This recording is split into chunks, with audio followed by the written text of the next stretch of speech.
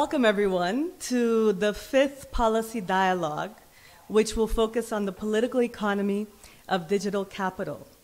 The policy dialogues are organized by the Southern Center for Inequality Studies at the University of the Witwatersrand, and they are supported by the IDRC and the Friedrich Ebert Stiftung. This is the 5th in a series, and it focuses on how digital capital or digital tech is reshaping the organization of capital, both globally and at the national level.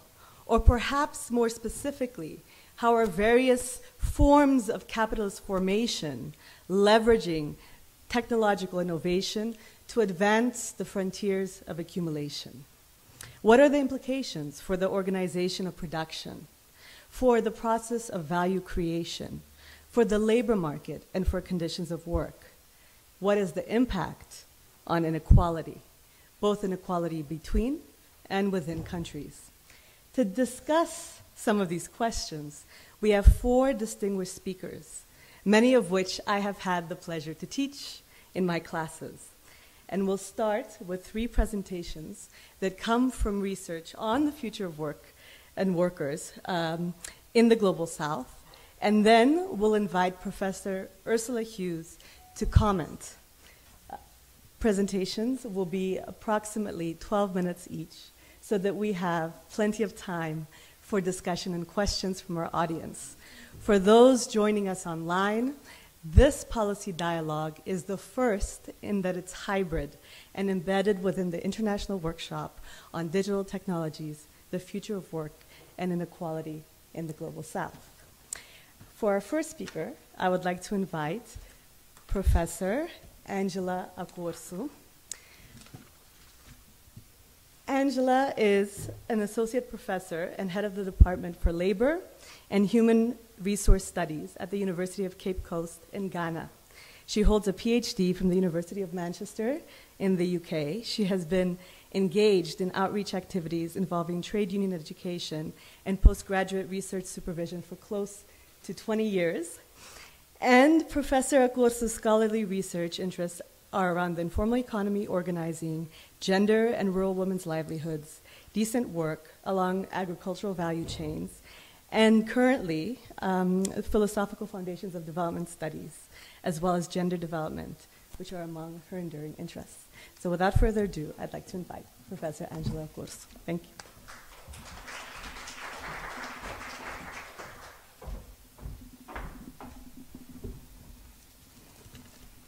Thank you, Ruth, for having me on your program and on the policy dialogue this afternoon. I'm very happy to be a part of the Southern Sector for Inequality Studies Network, especially the future of work.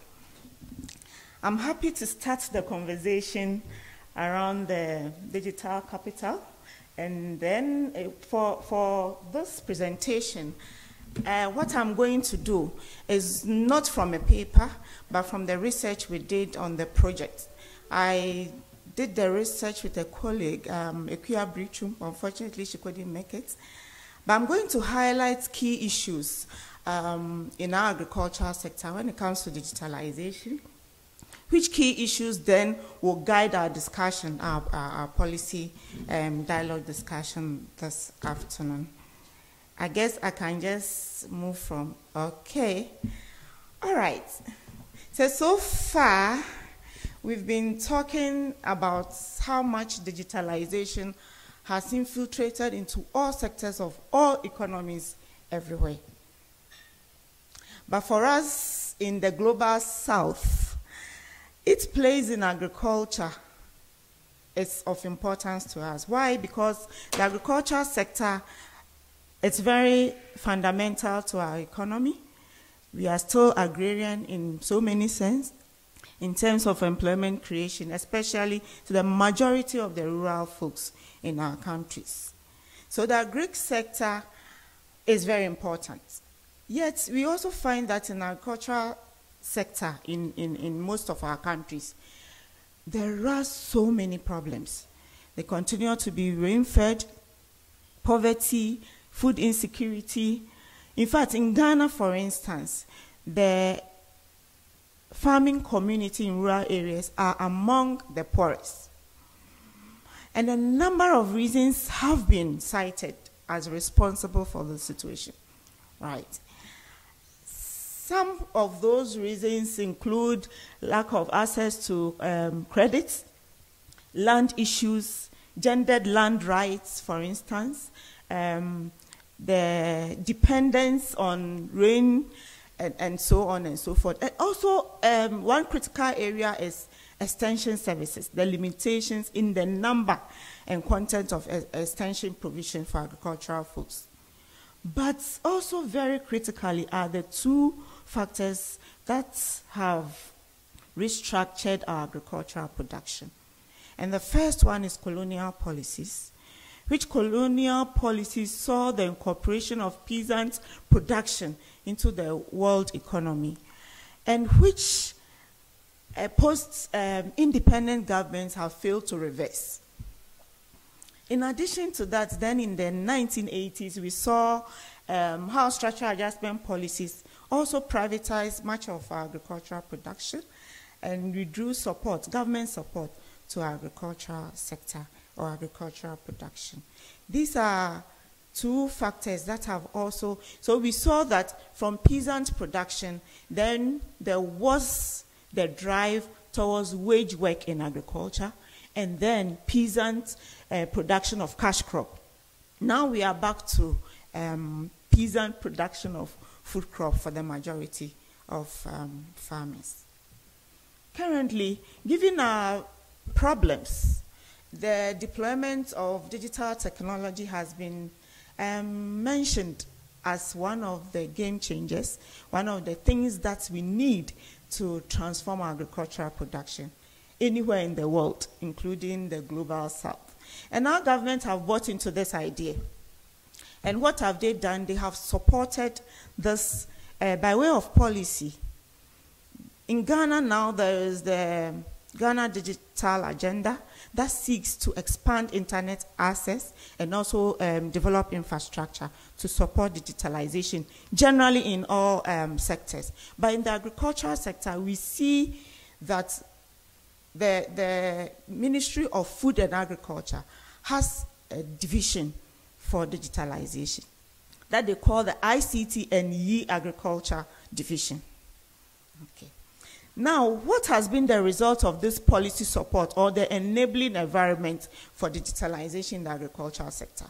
We see an influx of private operators delivering services to agricultural farmers in the country on unprecedented scale.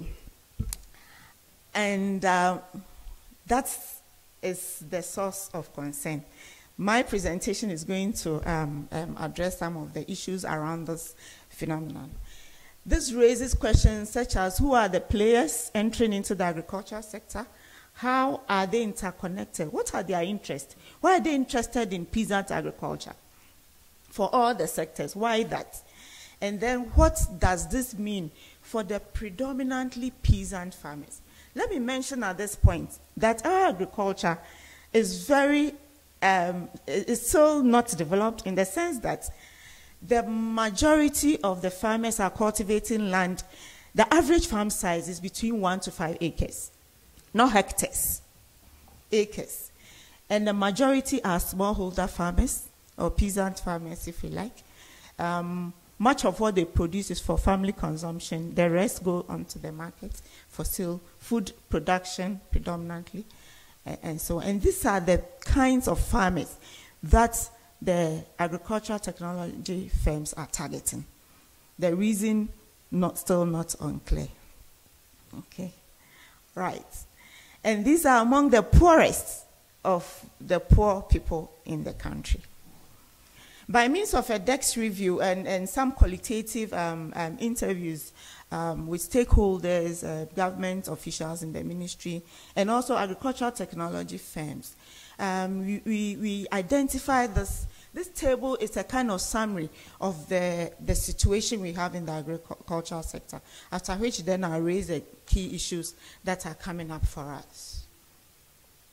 So we are seeing a host of players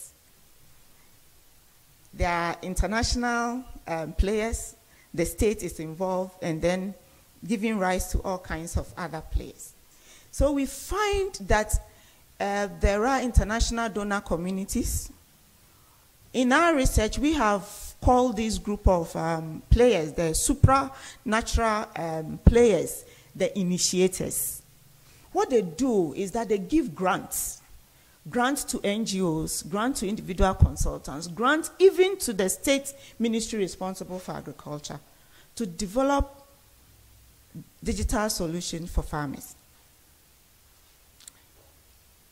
And so we call them the initiators. Much of this come in the form of projects. And so when they give you the money, there are terms of reference, there are timelines, and then after that number of years, the project is over. There are sustainability issues. And so what happens? We see that many of those who implement this project then convert the idea into business enterprises. Okay. So we are having, and we are calling these the converters. So they convert their ideas into business enterprises. Once the funding is over, then they become businesses. And we are seeing many uncountable number of these. Much of it is local, and there are also international players even coming in as digital technology firms.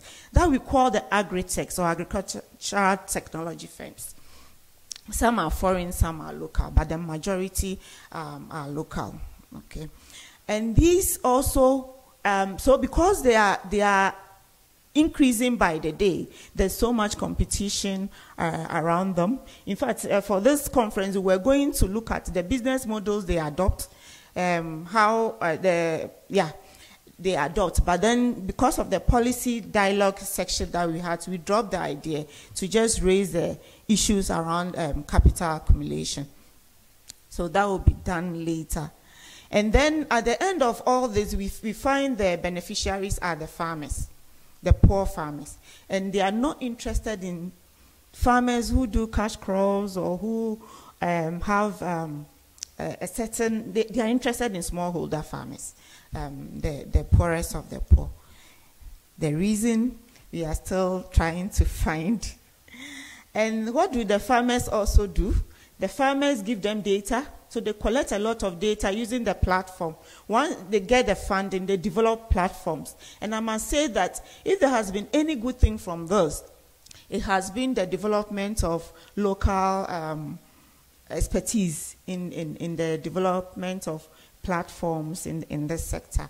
And we find much of our young graduates from the computer engineering background veering into this. And they are very excited that they are able to do things like that. But there are also platforms that come from outside that they are using. And by means of this platform, they collect so much data on the farmers. So they use GPS to collect even the location of your farm, the size of your farm, what you are growing, and some biometric data. And to our surprise, some of the data is stored on platforms outside the country. Farmers are not aware about this for sure. And then what the service they provide for farmers also come in the form of data, information on the weather. So they will send you information if you subscribe to them that the weather is good around this time, you can go and plant. So farmers don't have the liberty to decide when to plant, when to do. They have to wait for this information and all that. The indigenous knowledge system, how they are able to tell the weather patterns and all that are brought into question. So this is just a picture of the situation. And because of the, okay, let me pick some quotations also to highlight the situation. We found that the role of the players are obscure, especially the international players. You have to probe to know who are their initiators, who are investing into the agricultural sector. And that is also very intriguing. We wonder why it is so. And they ride on the philanthropic discursive narrative with seemingly benevolent motives that they want to support farmers because they are poor. But whether or not that is the case is another thing. But we also see that because they are donor-driven, there are issues around sustainability. That's how come they often also turn into business enterprises. So one of such agri-tech informants said, we receive support from them to experiment with AI to support farmers. They title it grant, but it is tight on activities we must do. Okay. We are social enterprises. You can make wealth while creating public good. And it is not possible to create public good if you do not have resources. And so, this sort of vehicle or animal called social enterprises, which has a profit motive, has concerns for social issues, and that is very practical. So they call themselves social enterprises, but with profit motive, and the profit motive is very strong. And because they call themselves social enterprises, some of them still continue to receive donor funding. And so they are getting resources from two sources. Angela, you have 2 more minutes. Okay. And the farmers, then I will skip the issues. Some of the cost element is hidden. So when you buy credit, they partner with the telcos. You buy credit for your phone, then they deduct your subscription fee from your credit without you knowing. That's one way they get their money back. And they are subsidized, and also the initial idea is to give it to farmers free. Once they get hooked onto it, then they start charging them. So what are in this for us? We see all this as an attempt. Digital agriculture is driven by capitalist interests, ultimately, regardless of the philanthropic motive that is propagated. And it's a tool for incorporating peasant production into the international capitalist economy. And we wonder why the interest in this group of people, of all. So the underlying political economic interest point to what one author calls the reinvention of colonialization of the global south, and we tend to agree. And so what they control, the means of production, now is not land, but the technology and data are the resources that they control. It is by means of this that they are able to control the farmers.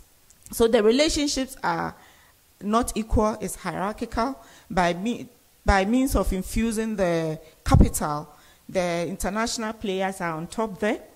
And the state itself is an agent of this donor funding. The state that is supposed to regulate is itself one of the implementers of the projects when they receive funding from the external body. So they are also supposed to regulate the content of what the agricultural technology firms give out to farmers. And all that is compromised. Digital technology is called the foundation of contemporary capitalist accumulation, and we think so from this initial study. We are very much in agreement with such claim. And it is not only an issue of economic domination in our opinion, but also ideological. What it means to be a farmer, it's gradually going to be eroded. Now the farmers are not able to go onto the platform. The information is sent to them and they pay for it. But we can imagine that the face of this whole relationship is going to change very quickly, because it's changing by the day. It's very elusive and very quick moving terrain, to be honest. And unfortunately, our state is sustaining this, is making this possible. By state policy is allowing this infiltration, and whatever regulation often comes too late and is cosmetic. So we are saying that the levels of the relationship between capital and labor is hierarchical, and it stems from the reliance on international capital that give rise to exploitation of farmers. The exploitation we can see in the hidden costs, how they pay for the service, no evidence of control over the data about their own lives or their individual selves. Farmers have no right over the data. They don't know what the data is used for, and so on. And being top down, the agri-techs decide what kind of information farmers need, and they give such information to them. And so this also raises questions about what is relevant to them, what they need, and their own dignity as farmers, and so on. And the benefit of all this is uneven, in our opinion. If there are any job creation or skills development, it is at the level of the agricultural technology firms, where they develop platforms and then convert agronomic information into data for farmers. But at the level of the farmers, that we consider self-employed workers, and we have conceived as self-employed workers, the benefits are not yet clear. Whether data can turn into profit is one gap that we think that research should pick up. And I'm happy to say that 2 of my PhD students are interested in this subject, and they've started work on it. So let's see what they can also find. So my recommendations are just 3. Okay, the first one is further research to unpack the role and the nature of the interests of these supranational players in the agricultural sector in the global south. And then we need a global digitalization policy developed, because the nature of the relationship is so complex that national policy cannot confront this. We need an international discussion around regulation or policy development. And different kinds of policy, restrictive policy, facilitating policy, and also regulatory policy. Okay. And I think that I've taken enough time. I respect the chair and end here. But I'm calling for farmer education towards developing a political agenda. They have a lot of farmer organizations, but these have not developed into political entities to engage policy and claim rights and also resist this infiltration. So a bit of empowerment of these associations will be helpful. Then strengthening civil society action towards what some authors have called emancipatory smart farming will be important. Here trade unions fit in, and they work together and forge alliances with other civil society actors who are already working with non-standard workers will be helpful. I think I'll end here, and I think I've raised enough issues to start the discussion. Thank you.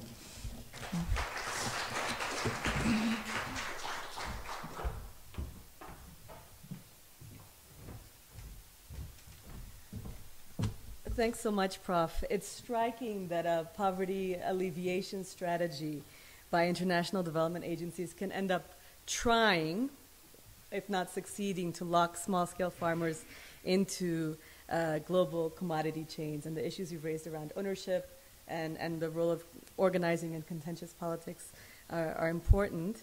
And there'll be plenty more time for discussion. We're now going to shift from agriculture to manufacturing, and I have the honor to invite Professor Sunil Mani, who's the director and professor of the Reserve Bank of India, and or the chair of the Reserve Bank of India at the Center for Development Studies in Trivandrum. Formerly, he was a member of the faculty and head of graduate studies at the United Nations University Institute for New Technologies at Maastricht in the Netherlands, and he obtained his MPhil and PhD in economics from JNU in New Delhi, and has done postdoctoral research at the University of Oxford on a fellowship from the Ford Foundation. So, Professor Mani, welcome. First of all, I thank the SCIS for inviting me and giving me a chance to do this presentation. And as Ruth has said, this presentation is based on a continuing paper which I have done. I'm sorry, which I have done over the years.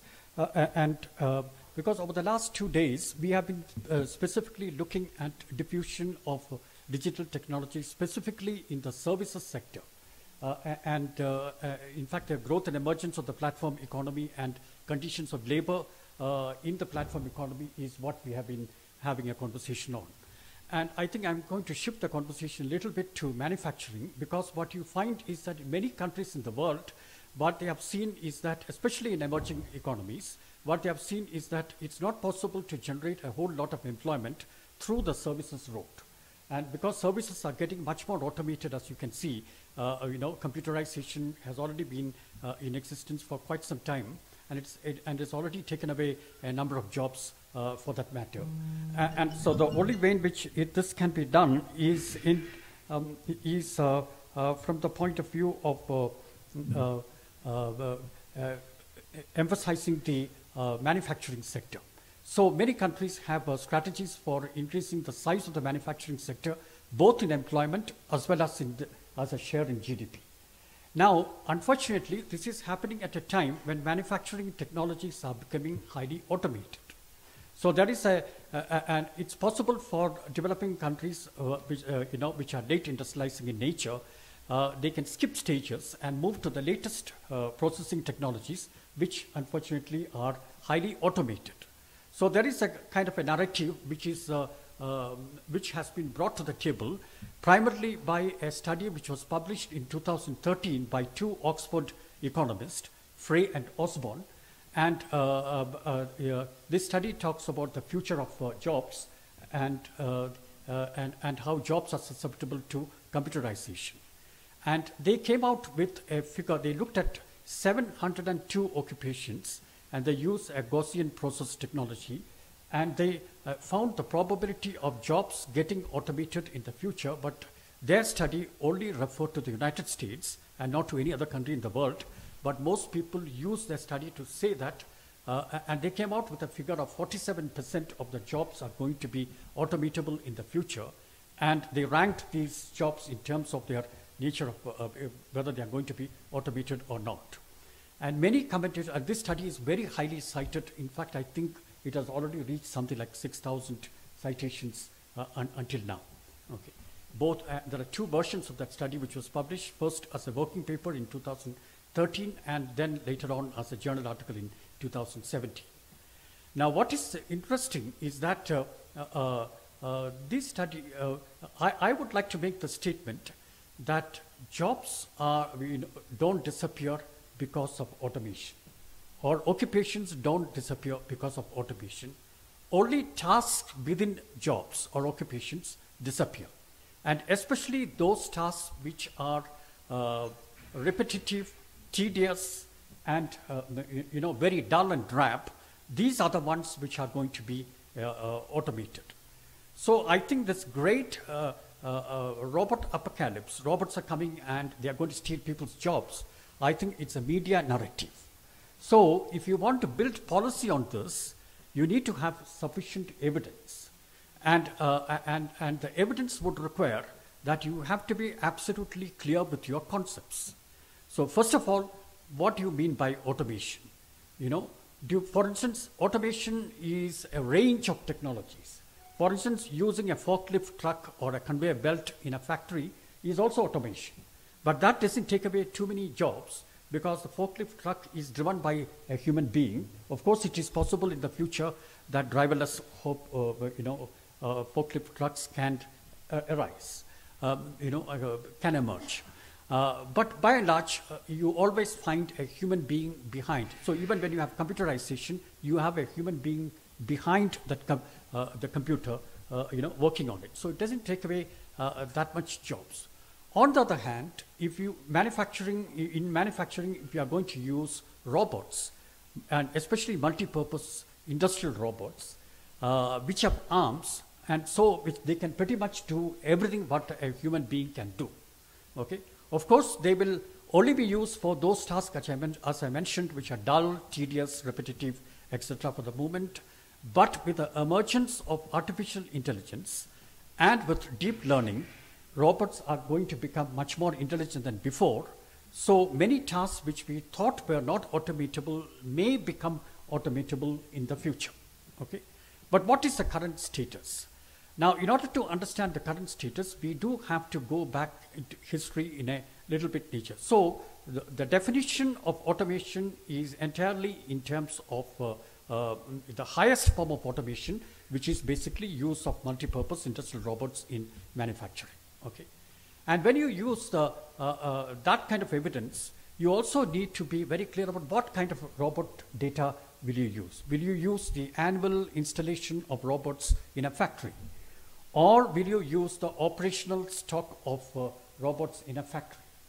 And I would imagine that you should be using operational stock, because that is annual installations plus what has already been in existence over a period of time. Okay? Because it is the operational stock which would give you the total number of robots which are used in manufacturing.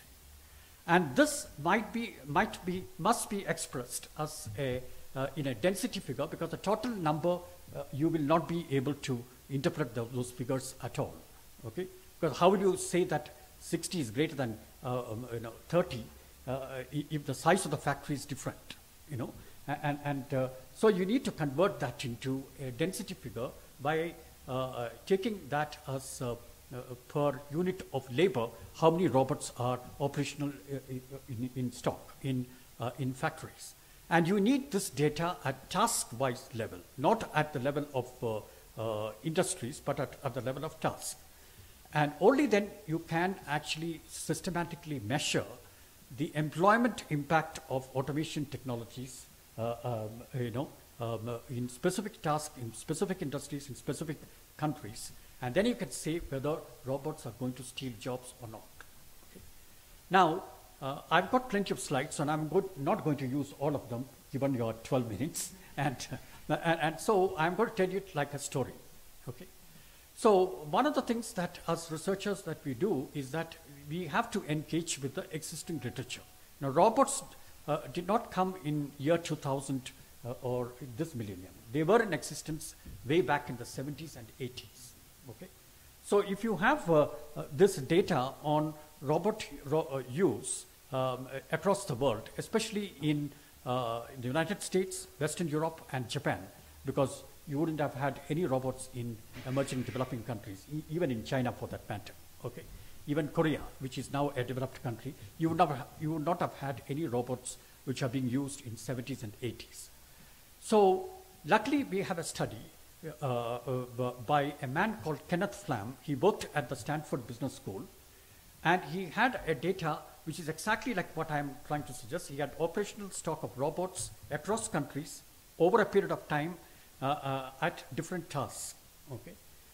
And his study has actually brought to us three important conclusions.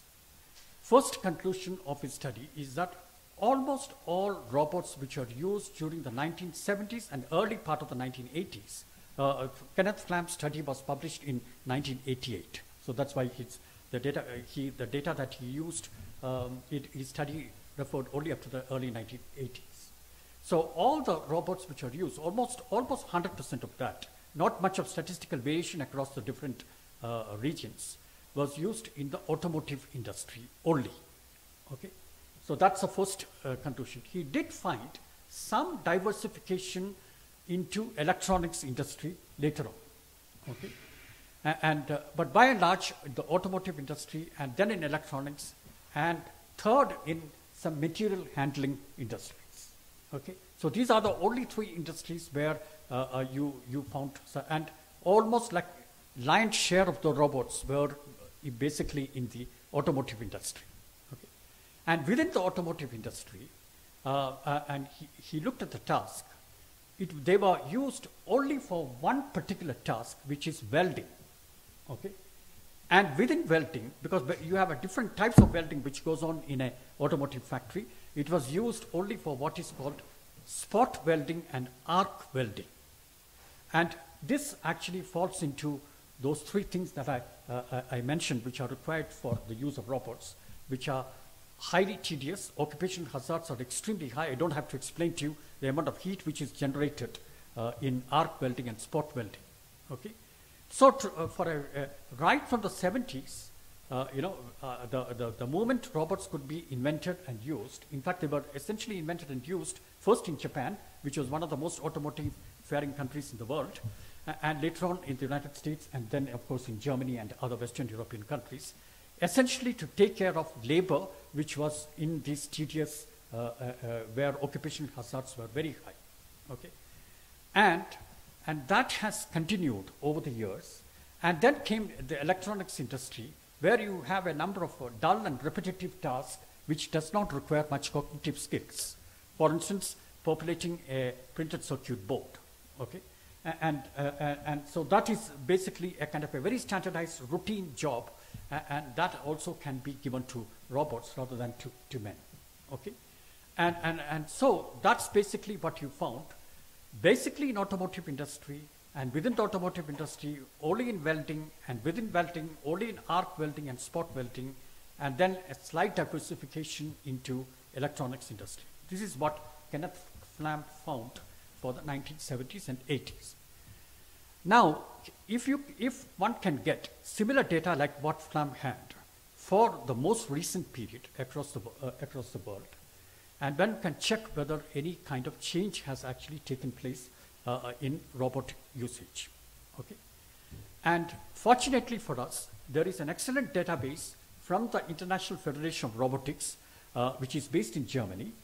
And this database is unfortunately a private one, costs a fortune to buy, so it's not sort of heavily used that much, okay? But if you are able to get hold of this data, then you have data on 32 countries, because every single robot which is actually made in this world is actually tracked by the International Federation of Robotics, because every single major or robotic manufacturers are members of that federation, okay? And so you have, for these 32 countries, over a period of last 20 years, you have the operational stock of robots at industry level and within industries at task level and across countries, and you also have the density figures, okay? And so when you look at this, you find that robots are basically used in Asia now, and so that's why my paper is titled basically Asia. And I also had a look at the South African data, and that doesn't really is not very different from the Asian data, okay? Which, if I'm able to navigate my way to that slide, then I will show you that as well. But for the time being, I think you just have to believe what I'm saying, okay? So if you look at the so everything has gone to Asia, because if you look at the geography of manufacturing, that has now shifted to Asia. The world's factories in China. Then, of course, you have the earlier powerhouses of Japan and Korea, okay? And then you have a number of emerging Asian countries, like, for instance, Thailand, Singapore, Indonesia, Malaysia, and India, and so on, okay? A number of those emerging countries. So if you robots are even now used almost exclusively. 70% of the operational stock of robots are used in the automotive industry only. No difference at all from, of course, diversification also. Electronics industry is number 2, and material handling industry is number 3. Okay, same like what Kenneth Flam has found.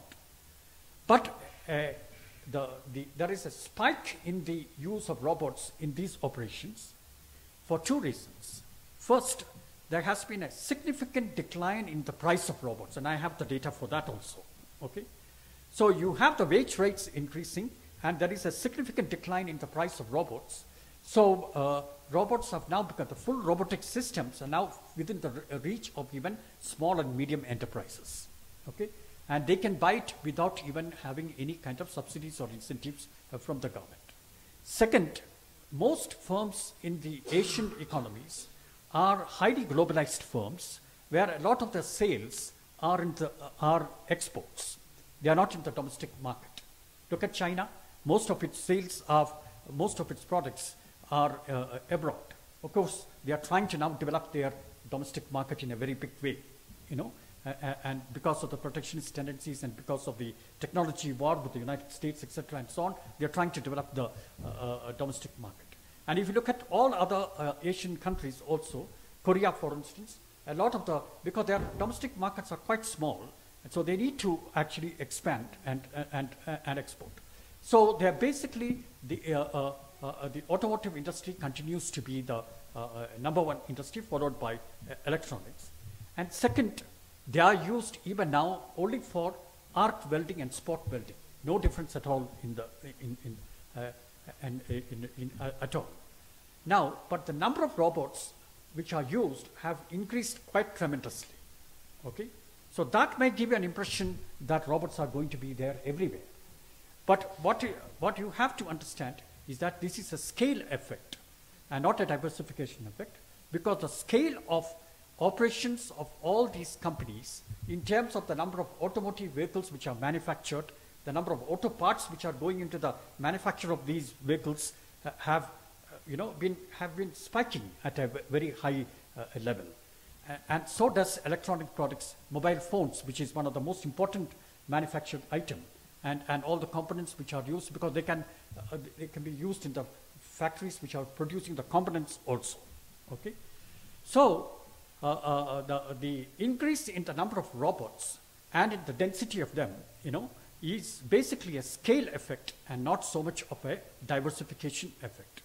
So as of now, my argument is that robots are not stealing jobs. They are only sort of replacing human beings in those tedious and where the occupational hazards are very high. But having said it, by way of conclusion, let me make the following points. The first one is that there are two major changes which are taking place. The first change, which none of us, no technologists on the earth has actually predicted properly. In fact, no economist could predict even the global financial crisis of 2008. Of course, there are lots of people who said, "I told you so," after the crisis. And the same case with the growth of the internet. Who actually predicted the growth of the internet, the way in which broadband has diffused across the world? The same way, artificial intelligence is developing at a feverish pitch. Okay, and within artificial intelligence, things like machine learning and deep learning, and these can actually, when applied to robotic technology, can make robots much more intelligent and much more flexible, and a wide variety of tasks can be automated, a statement which I made right at the beginning.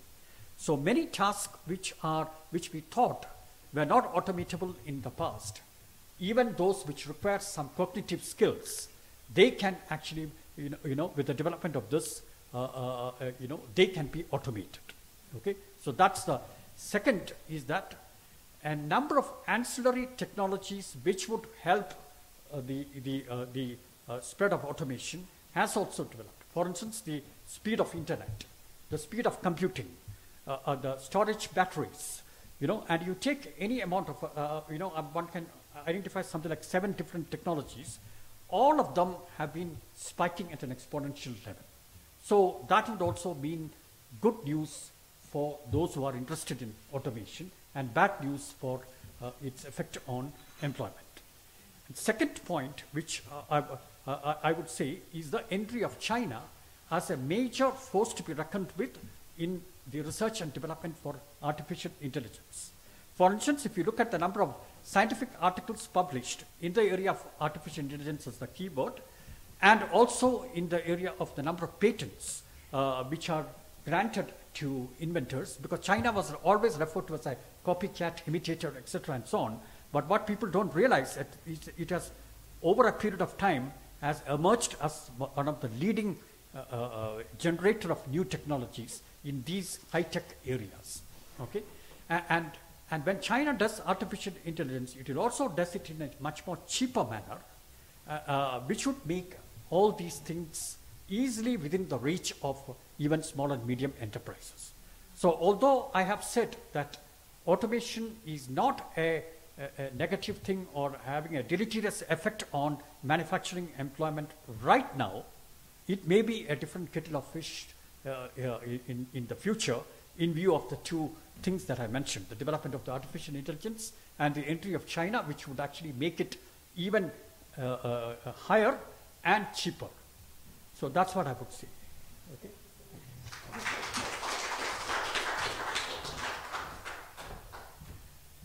Thanks so much, Prof. And in fact, at the Southern Center, we have tried to think about how to estimate the impact of automation on labor replacement.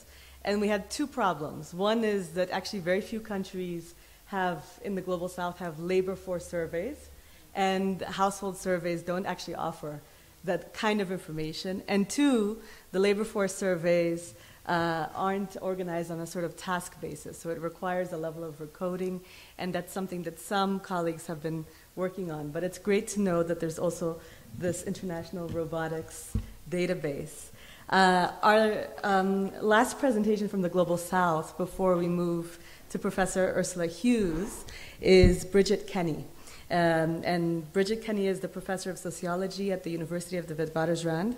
She works on political subjectivity, gender, class, and race in service work and precarious employment in South Africa, and comparatively. Her books include Retail Worker, Politics, Race, and Consumption in South Africa, Shelved in the Service Economy, and Walmart in the Global South, which she co-edited with Carolina Bank Munoz and Antonio Stetcher.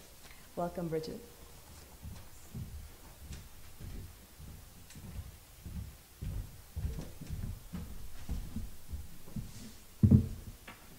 Okay, thanks everyone. Okay, how do I? Okay, oh, it's very simple. I can maybe do it. Okay. Hi everyone. Thanks to SCIS for having me, and sorry, this is bothering me. And to all of my colleagues in the room who have been working on these projects now for about a year and being in conversation with each other. And in some ways, my presentation today was actually inspired by Angela Nakua, a very early presentation by Angela Nakua, where they mapped the technologies and the players, as you've just seen, in farming. Okay, so what I'm going to try to do for today is to think. So this is actually a part of what you saw Maurizio present earlier. We did the project with actual field work with the warehouse workers in Mercado Libre earlier, and what we were thinking of doing and wanting to work toward was a proper comparison with South Africa. So I basically have done a sort of preliminary, sort of mapping of what does a sector look like, in hopes of being able to extend it to actual research, particularly in warehouses. We'll look at e-commerce. E-commerce is, of course, simply a platform to sell over the internet to consumers. You can already see that there's a potential, and we can see from this slide that the sort of internet access is very critical. We can see the population in relation to mobile phones, internet penetration in South Africa compared to BRICS. About 62%. This was up to 2019, but it's of course increasing. It's e-commerce itself is a growing channel, and particularly, I mean, the retailers before COVID were talking about how, okay, yes, this is a channel, we should pay attention to it, and then COVID hit, and all of a sudden retailers are like, oh yeah, this is a real thing. We're expanding into e-commerce. So e-commerce as an idea even is getting this sort of extension in South Africa, in places like South Africa, because of COVID and having to kind of deal with the real material conditions, and that's what we see. So you can kind of see an increase. But what you might also note is that it's still a relatively small percent, expected for now only about 4% of retail sales overall. But there's all these predictions of how quickly it's going to extend and emerge. And just to give you a quick look at Takealot, which is the lead firm in e-commerce in South Africa, on the left is sort of the top few firms of e-commerce in South Africa. One thing to note is the market is dominant in a national context. Pretty much predominantly. Takealot, but is considerably higher already than the next leader, which is Superbalist. But then you'll notice the slide on the right, which is from Takealot's presentation at the public hearings for online intermediary, the inquiry around online intermediary platform markets. One of the things that, of course, they're pointing out is that, look, we're really, really tiny. We aren't dominating a market because they're comparing themselves to retail. So that's Takealot in blue, and that's the rest of retail with ShopRite at the far end. It's a dynamic market. We need to pay attention to it. It clearly then, as a very first statement, has implications for inequality and this is how it's been discussed in policy circles at the moment, right? The implications for inequality is around market access. So access to the platforms for smaller entrepreneurs, small business, HDIs, etc. on the one hand, and on the other hand, access to for consumers to, in more remote areas to gain, cheaper commodities, more, a larger choice of commodities, etc. But what I want to suggest in my presentation is that the sector is constitutive of a reorganization of capital investment in logistics, which begs a range of other questions. And I think these speak directly to inequality issues, including environmental impacts and labor conditions. Okay, so I want to give you, oops. Oh, how do I go back?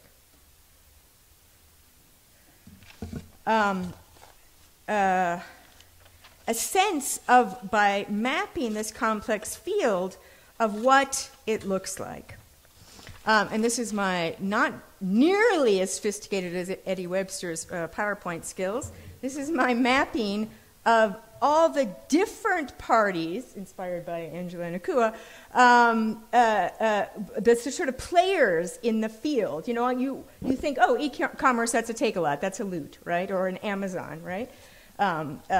But in fact, it's quite a diverse field, which I think is very interesting in and of itself. So first, there are the e-commerce platforms that are both retailers and marketplaces. That's the word that means that if you have a platform and you allow other players to sell off your platform, they call it a marketplace. So they are both retailers in their own brand and marketplaces for other sellers, and this is like a Takealot or a Loot. These platforms have their own warehouses and logistics services, although they may also contract other firms for additional services. They sell their products under their own retail brand and source from their own suppliers. They also offer a marketplace to other sellers who source their products and sell on the platform. The platforms provide these sellers with the marketing services, access to a consumer base, as well as warehousing and logistics services. The platform manages the customer interface, including orders, deliveries, and returns. Second, there are the platforms which are not retailers. Their service is solely to link sellers to buyers in their terms. They may provide integrations with other services for their sellers, such as offering a link to shipping services. Bid or Buy is an example, and actually, very interestingly, Bid or Buy is the oldest online platform in South Africa, starting in 1999. So the function of these kinds of services is transactional, to facilitate sales. It does not offer its own deliveries, but does provide connections to such services operated through third-party firms. And so then they'll bring in those third-party firms. Third, they're bricks and mortar retailers with online sales. And now these are pretty much an example of almost all the retailers we can think of in South Africa. Game, Builders Warehouse, Woolworths, Pick and Pay, Dis-Chem, everybody now has their own, often their own e-commerce option. The investment is recent and slower than online platforms themselves. It is expected to increase, particularly as systems were upgraded under COVID, and they may use their own apps. They purchase their own apps. Pick and Pay has purchased its own on-demand liquor delivery app, for instance. And so they're getting into the game. The model is very different from a Takealot model, and maybe we can talk about that in the discussion. Fourth, there are bricks and mortar retailers with online sales and a marketplace. An example of that is Makro or Leroy Merlin, which is a French firm, a South African subsidiary of a French firm that is a DIY building retailer. So Macro, for instance, owned by Massmart, owned by Walmart, has operated its online platform since 2014 and its marketplace, in other words, where it brings in other sellers, since 2017.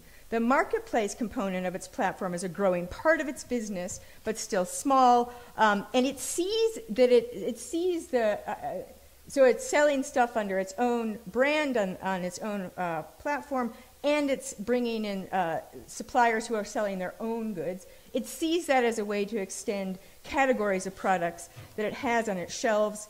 The retailers in bricks and mortar retailing use their own existing warehouses and their shelves as when it's about their own products. Fifth, there is comparison shopping sites such as Price Check. Sixth, there are the marketplace sellers themselves who will sell off of a platform, but they may sell off of multiple platforms. And they may have their very own branded website from which they sell.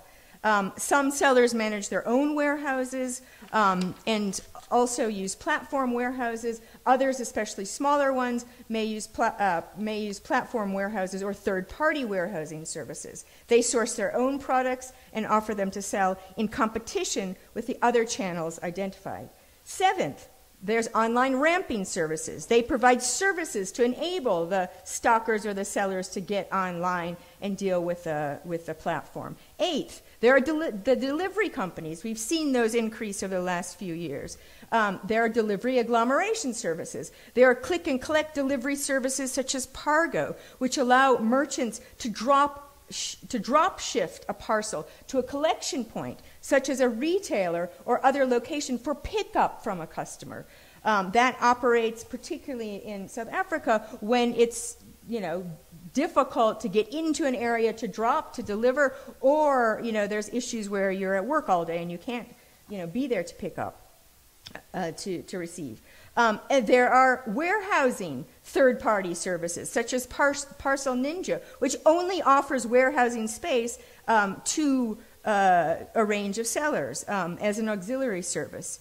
10th, there are, in addition to this complex and interlinked field of companies, there are, of course, key marketing channels and held by search engines. And the key one in South Africa is Google search, which kind of dominates that. And that affects not only, that's the sort of consumer's first entry point. They'll say, okay, I want to buy a pair of shoes, right? And then you'll see immediately what happens nowadays, which is new. You have the ads, the paid-for ads come down, right? The whole sort of algorithm that produces those paid-for ads is a key kind of component of these networks. So this complex field exists not only as a map of a virtual market, and I think that's the point I'm trying to make, and I'm hoping you can see this. It's not a virtual market, right? But as we begin to see with the different intersections of platform sellers, retailers, with different structured logistical and operational relations, these relations are very much part of a spatial restructuring going on globally and within South Africa as capital redirect sites of accumulation to distribution.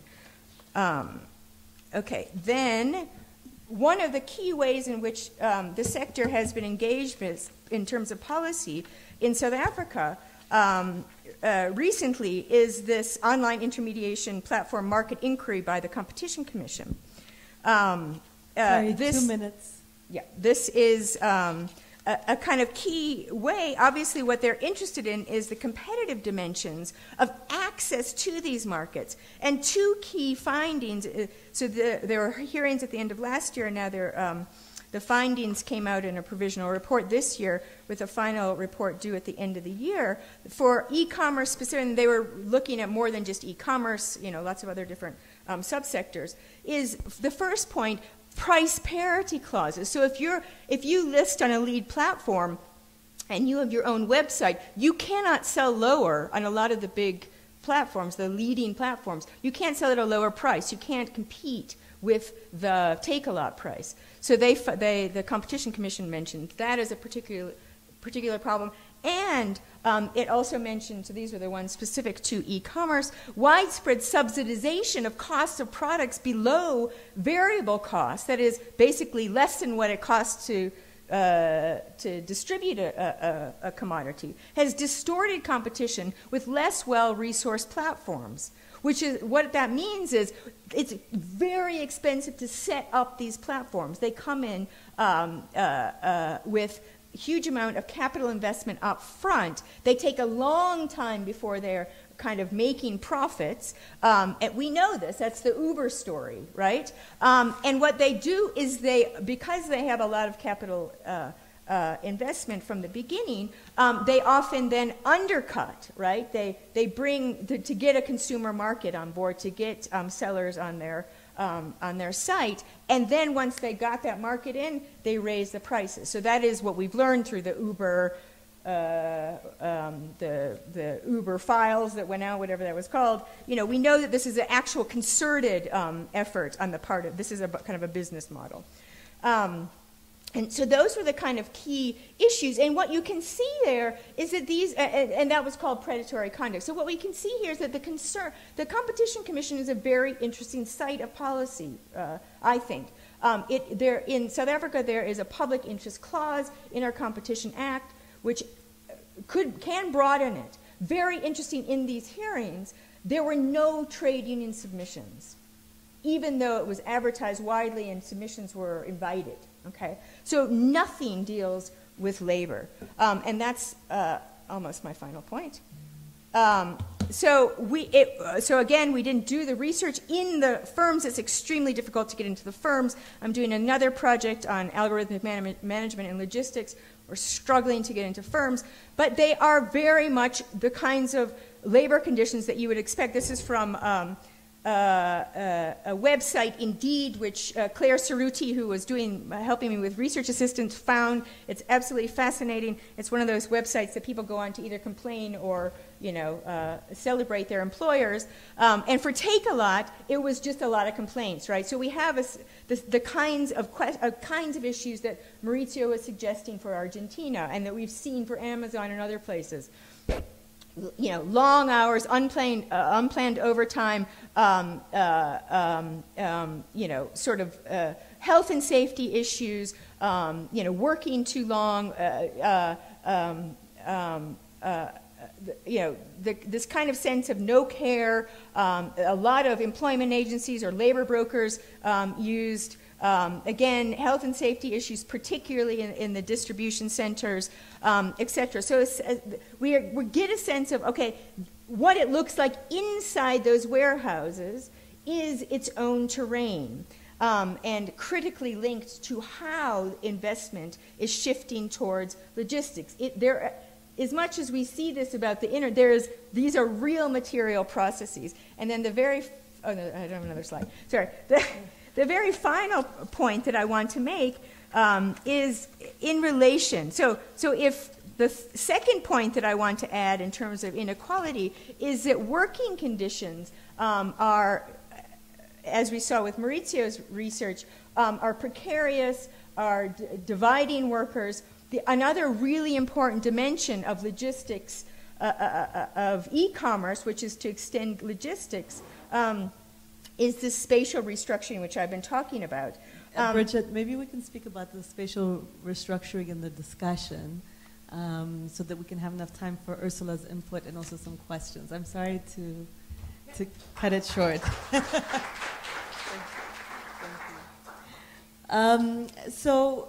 We started this international workshop with a discussion around structural transformation, digital innovation, and inequality. And actually, this policy dialogue has tried to look at these relationships from the agricultural, manufacturing, and services sector.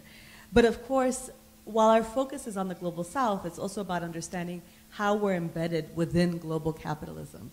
And it is for this reason that I am delighted to be able to welcome Ursula Hughes as our discussant. Ursula Hughes is a feminist political economist and director of Analytica Social and Economic Research in the UK.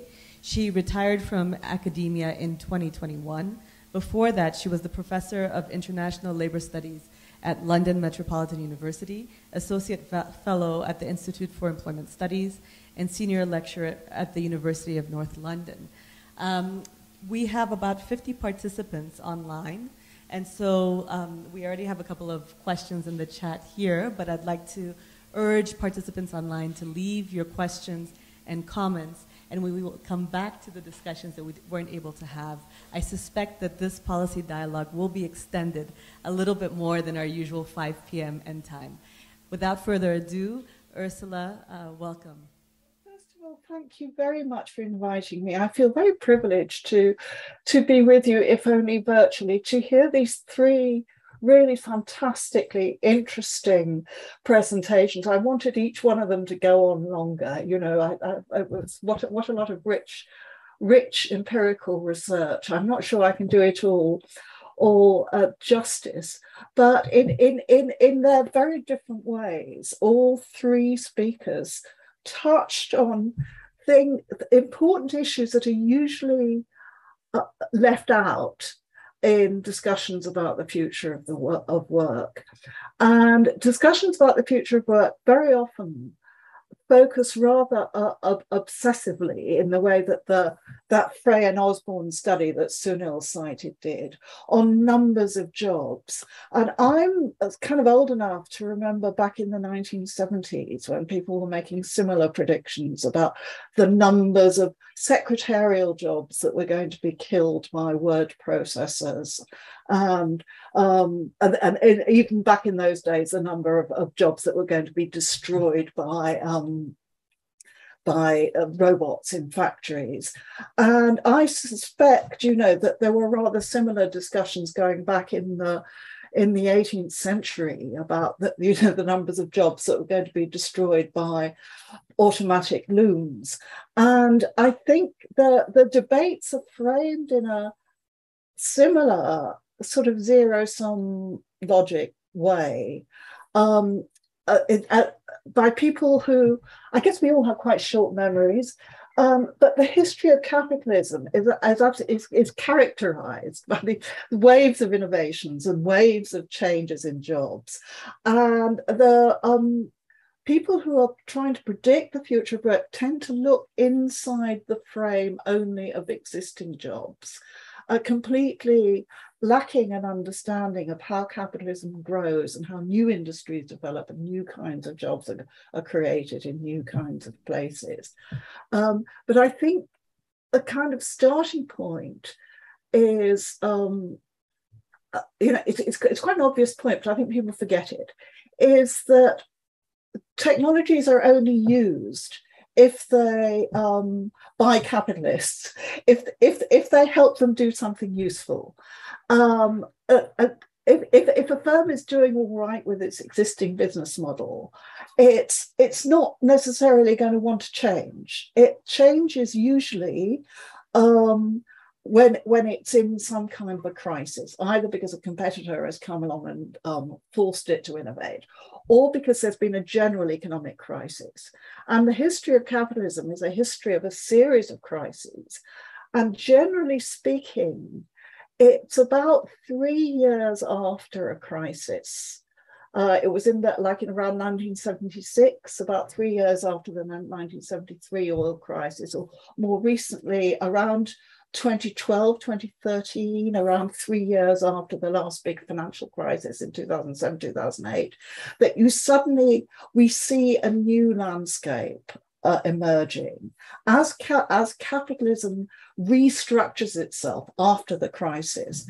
There's a reason to invest in new technologies which might have been sitting around for 40 years without anybody adopting them, suddenly are seen as useful. And I think there are two kinds of effects. I'm going to try and be quick here. I don't want to give you a really long lecture about this, but let's look at the quantitative one first, because as Sunil very aptly pointed out, generally speaking, when existing firms adopt new manufacturing firms, that is, new technologies that automate production, that it tends not to be a direct substitute for labour, but a way of making existing labour more productive. Sometimes it's associated with, you know, one factory being completely closed and another one reopened somewhere else. But generally speaking, it's in a context of trying to reduce the value reduce the cost of existing labour. It's to make labour more productive. And so classically, it is introduced in the industries where labour is most expensive and difficult. In the 1970s, it was in auto factories and in print works. Print workers and auto workers in the global north were pretty well organised and stroppy. And so it was obvious places to target because it's a kind of labour that you want to reduce the cost of. So there is an effect in terms of de-skilling existing labour, but what is not seen by the people who just look at existing occupations and say, oh, look, to what extent is this occupation substitutable by automation? What people tend not to look at is the new kinds of jobs that are going to be needed in order to make the new means of production. So if you're, you know, going back to the case of the automated looms, you know, 200 years ago, they increased the productivity of weaving workers and possibly reduced the number of weaving workers, although arguably what they did was just create new kinds of they expanded weaving as an overall activity and created the new jobs in different places where it was easier to get less skilled labour. But what also happens is that you need new factories to make the looms. And what we now need, we've got huge new manufacturing industries making, you know, to make the robots, to make the you know, these 3D printing machines, to make drones, to make, you know, there are new manufacturing industries constantly being created. And these are generally not created in the same places as the parts of the world where jobs are being de-skilled or reduced. So you do get pockets of unemployment created, but that is absolutely dwarfed statistically by the new jobs that are created. And the new jobs are created generally in what capitalists regard as greenfield sites. So and then there are, of course, also lots of ancillary jobs that are related to the new technologies.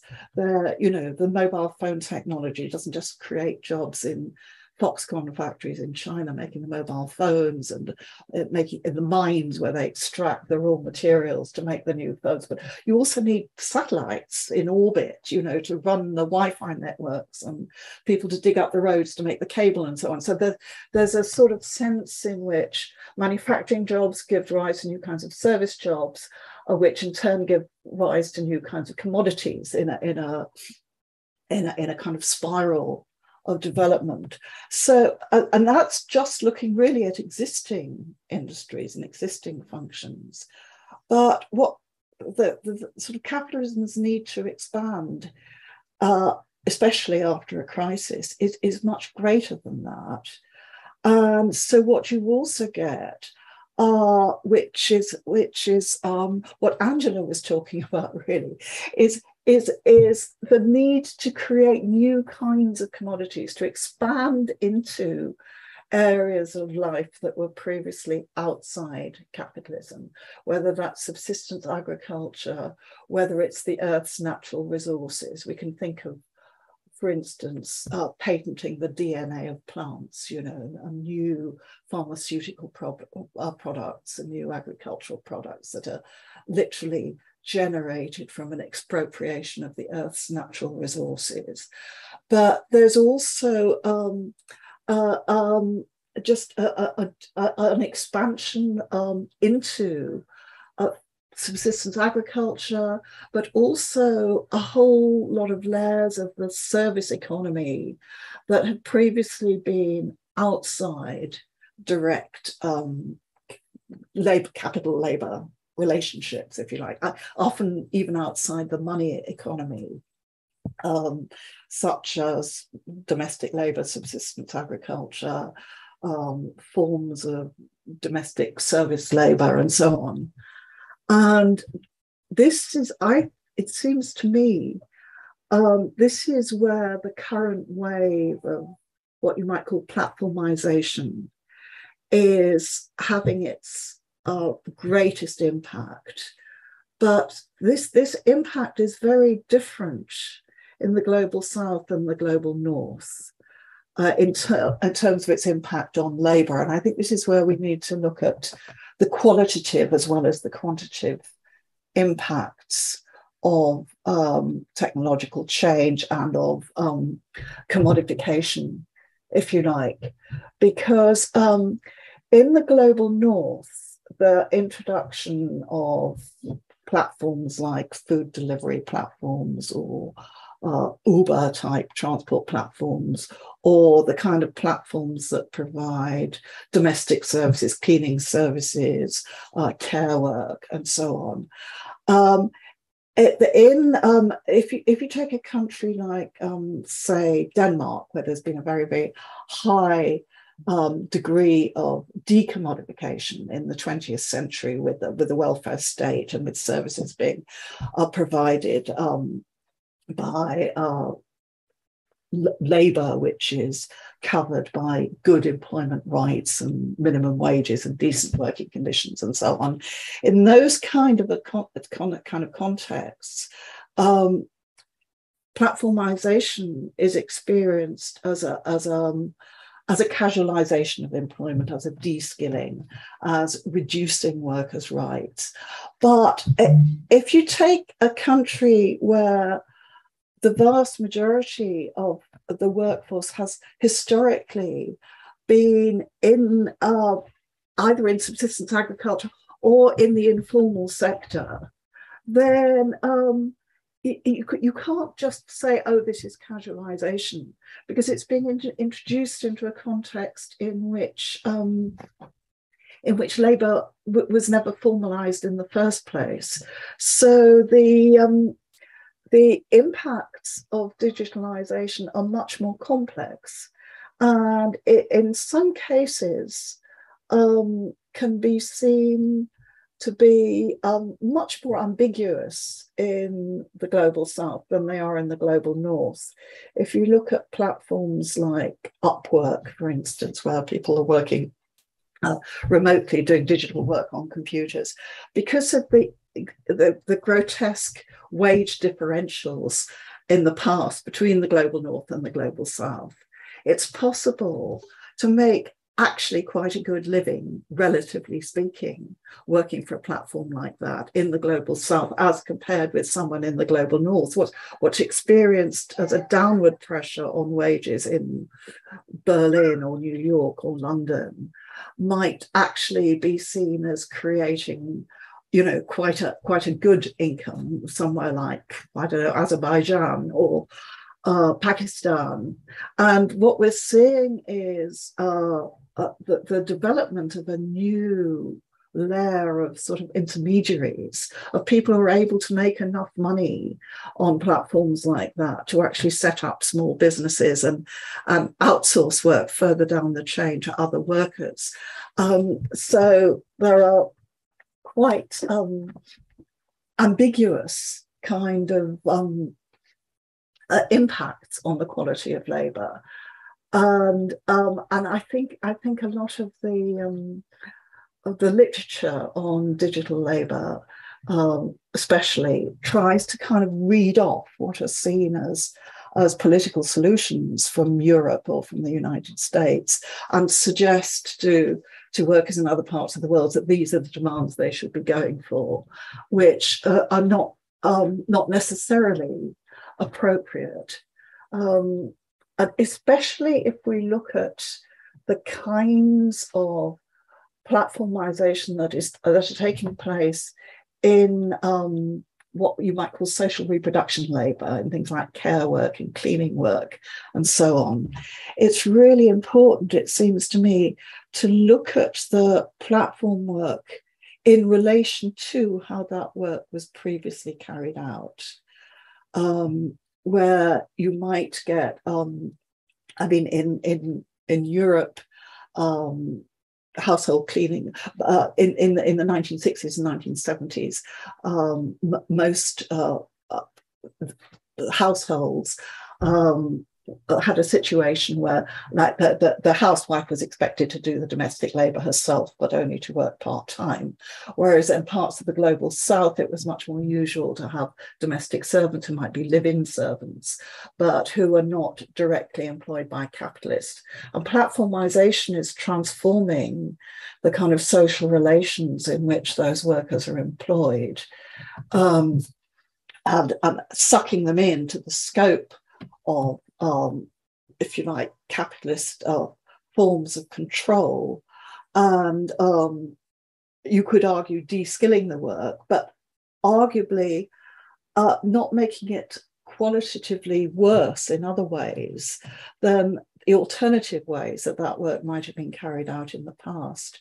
So it seems to me that there's a real need for exactly the sort of research that Bridget is doing, for instance, actually investigating what's actually happening, what the conditions of work are like on the ground, in order to actually develop much more kind of bottom-up demands for a change. I think the same would very much apply in relation to the agricultural workers that Angela has been studying, who are in that sort of in that classical position of being sort of in the process of having their traditional ways of working appropriated by digitally managed organizations, which may or may not be internationally based. But it seems to me that these the work that you're doing is raising some very, very interesting political questions about how to find solutions in a kind of bottom-up way. I think I'll stop there because I'm sure people have a lot of questions to ask. Thanks so much, Ursula, for your inputs and provocations, including in pushing us to think about what the difference is with platformization between the global north and south, given the histories of informality. And perhaps here, too, algorithmic management needs to be brought into the equation, because although informal, perhaps some activities had more autonomy than the types of algorithmic management we see, which resemble something like cane-cutting task-based work, based on some of the presentations today. But I think those will be some of the discussions that will come up. I'd like to start with the Q&A online. We have a number of questions from our online viewers, and then we'll move to the room. Ursula, I don't know if you can see, but we have approximately 30 people here also from the international workshop. So the first question, I think, is for Sunil, and it's from Vishwa Satgar. And he asks, but what about the use of robotic technology within militaries? The US has drones, weaponizing satellites, has been testing a robotic dog on its borders with Mexico, and there's serious thinking about full-blown roboticization of warfare. The two constraints on war, civilian casualties, and soldier fatalities will no longer be there. Robotic warfare will mean endless war. So he'd like your thoughts. Yes, it may allow us to escape the drudgery of labor, but what other uses? I'll share all the questions online, and then we can pass around the mic, if that's okay. The next one is not directed to anyone in particular, but it asks, is it fair to call the threat to jobs a media narrative when many countries in the global south are hitting record levels of unemployment? I also view this perspective as lacking an intersectional analysis on the social impacts, i.e. gender and class, for instance, where upskilling opportunities are limited. Is there a prioritization of the capitalist techno-aspirations driven by profits as opposed to human development, and addressing these issues of inequalities? And then a second question on the topic of new kinds of jobs is what we find is that increasingly those jobs require technical computer skills, such as coding and learning and technical tools, which are always at a moment of reinvention. My past research, and unfortunately, I think the person here is anonymous, so I can't tell you who it is. My past research has shown this to have the effect of narrowing doors to employment, as the skills requirement tend to be much higher than educational systems can currently provide in countries like South Africa, and typically reducing the number of workers needed to facilitate tasks. So the question is, are the new jobs at the cost of frictional job losses which sustain many people? And then there's a request from Dr. Katarzyna Cieslik from Durham University to connect with you, Angela, or Corso. So those, I think, are the only questions that we have in the Q&A. I don't know if you want to address these, and then we can go on to the audience, or whether you're open to taking a few more first. Address these. Okay, great. So perhaps we can start in the order we began. I think that I'll leave the robotics to you, Lucinel. So I would want to respond to the fact that in the global south, there's so much unemployment, and whether or not we should be concerned about platformization. Is it really bad? Well, as we've been discussing this past 2 days, we have said that in as much as we have so much unemployment in the global south, we have and so many people not working in the global south. We want quality jobs as alternatives. It's not just a matter of just getting anything to do. As we saw in Fabion's discussion yesterday, and also Amula's presentation yesterday, when we have bad quality jobs, we are also creating a different kind of problem for the unemployed people. We have mental health problems. Inhuman conditions also create lack of dignity in people, the same lack of dignity you get when you are not working. And so we are only asking that if there can be discourses around how to regulate these platform works so that it gives a certain measure or quality of work as a solution, then it is the preferred option rather than just getting anything at all.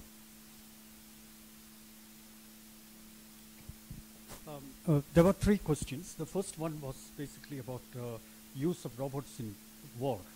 You know, this is something which I have not examined, but I would believe that there is a fair amount of use of robotic technology in war, especially the use of unmanned aerial vehicles. And we have been hearing about the tremendous use of these kinds of things, and so that's quite a possibility. But that doesn't have, again, you know, see, we are looking at the effect of technology on employment. Okay, so where does that come in when you, especially for dangerous occupations, if you are going to use machines rather than men, I would imagine that's better. It may bring in some other ethical questions, but in terms of employment, I think this would be better. Okay, that's my take on it. Number 2, is the job losses due to technology a media narrative? What I said is essentially, it is a media narrative when you are talking about robots stealing your jobs. You know, that there is no evidence at all from anywhere in the world. And I can give you one instance. If you look at the United States, where this media narrative actually started, US has a wonderful database on census, occupation-wise, right from 1950 until now. So if you there are 270 occupations which are mentioned in the US Census Bureau analysis. And out of the 270 occupations, only one occupation has disappeared over the last several years, from 1950 until 2020. Now, what is that occupation which has disappeared? It is the occupation of an elevator operator or a lift operator. Okay. Now, I don't have to tell you that that kind of an occupation is not required at the moment, for the simple reason that that same job is now being done by, for instance, a security guard. He would actually conduct you, if you are entering a multi-story building, he would actually conduct you to the lift and perhaps press the right button for you, etc. and so on. Okay? Or the receptionist in a hotel would do the same thing. So what has happened, as I was mentioning, is that it's because of the confusion between occupation and task that this media narrative has come to place. So I think you need to look at tasks within occupations. Some tasks have been automated and that have disappeared. Let me give you one more example. Take the occupation of a gardener. Okay, a gardener does a number of tasks. You know, watering the plants, mowing the lawn, designing the landscape, etc., and so on, mulching, etc., and so on. Now, mowing the lawn perhaps you can have a robotic lawn mower for doing that. But many of the other tasks which the gardener has been performing is still performed by a human gardener and still exist. Okay? So that's why I'm trying to say that the argument that robots are coming and people are losing jobs, at the moment, it's not borne out by data. Okay? The third one is, I agree with that statement that the skills required. Now, Ursula also made the same point.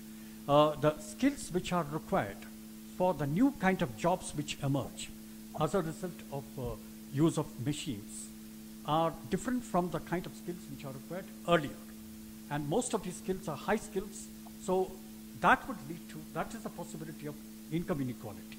You know, you have people who are designing robots, for instance, more designers of robots will be required, and they will be getting a very high salary compared to the workmen which they might have been displacing later on. Okay, so that I think I agree with that statement.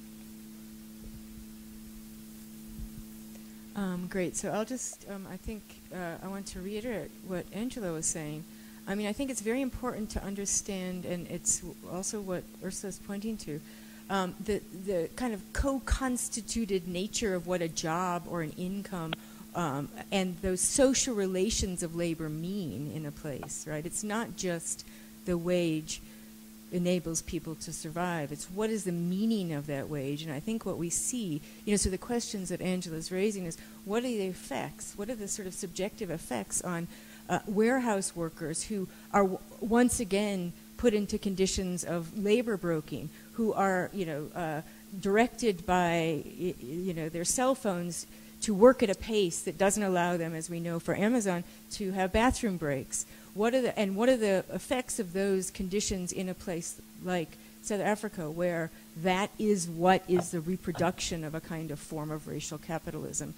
So my last point that I was going to make was that the spatial reorganization of capital also has a hugely important, I think, environmental effect. And we can see this, Hannah's work in Zandspruit. If you drive from my side of town on the east side of town up to Cape Town, it's up to Pretoria, it's just warehouses, right? We're talking that spatial reorganization is also having an environmental effect. And what does that do? It displaces working class people, right? On one hand, that's the fight that we see in Cape Town against Amazon locating in its warehouse in Observatory. But also the sort of toxic environmental effect of trucks moving back, diesel trucks moving back and forth in and out, right? So there are these sort of, these kind of additional effects that are generated by the jobs that are created. And I think what a number of speakers are suggesting, and Ursula's sort of pointing to, is it's not just that quantitative assessment of around the numbers of jobs created. It's what are the substantive effects of those jobs. Thanks so much, Bridget. Ursula, I don't know if you want to chime in on any of the questions at this point. Good. Yes, I think these qualitative impacts are incredibly important, especially just if you look at the scale of the kind of activities that are being affected by digitalization. in the global south. It's absolutely huge. It's much bigger than it is in the global north. If you just look at in India or in Mexico, I'm afraid I'm not all that familiar with the statistics for South Africa, just the incredibly high proportion of the working population that are in, what economists call the informal sector. And it's the informal sector which is it's a kind of area which is involved with both the supply of and the demand for what we call social reproductive services. The research that we did I did surveys in 13 European countries of platform work, but we looked at both the supply and the demand, and we saw that the number of people, the proportion of the population that is working for just in the delivery of household services through online platforms had doubled over a 3-year period up to 2019, and then it went up again during the pandemic. But the people using those platform services was also going up. And what was really surprising was that in most European countries, more than 85% of the people who say they work for platforms delivering household services are also using them. So, which was, for me as a sociologist, was a big surprise, because what I was expecting to find was a kind of, if you like, maids and madams kind of scenario, whether you've got the people working, delivering cleaning services and care services and so on, working for the online platform. And then you've got like a middle class clientele who's actually employing them. But what we found was actually, no, this is an exchange of services within the working class. The marketization of domestic labor, of social reproduction labor, if you like, is spreading so fast that people are, it's the same with what happened with shopping during the pandemic, the online shopping, is that the people who are working for the platforms are the same people as the people who are using them. And it's partly because of a crisis of social reproduction. You've got people who are so desperate for an extra income that they go, most of the evidence is probably different in South Africa, but in Europe, most people who work for platforms are doing it on top of another job. And so they're working longer and longer hours. So they've got less and less time to actually do their own childcare, do their own cleaning. And so people are like ordering a pizza from Deliveroo because they're just too tired to cook, they haven't time to shop. And they're also having to get a babysitter in to look after their kids while they go out and work antisocial lives in the evening. So you've got this kind of enormous sucking in of all these activities. They're not new activities. It's not new to have babysitters or to have cleaners, but all these kinds of activities that used to be either carried out for informally within the extended family, or by live-in servants, or people being paid cash in hand. Suddenly they're all being sucked in within the orbit of these digital companies, who are taking, of course, a rent from the value of each transaction. And just the taking of that rent is sucking money out of the local economy.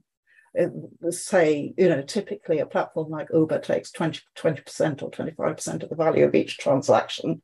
And if that is accruing somewhere else, that's quite a significant amount of money that's being taken out of the local informal economy, where it would have previously been circulated and spent in a local small shop and so on.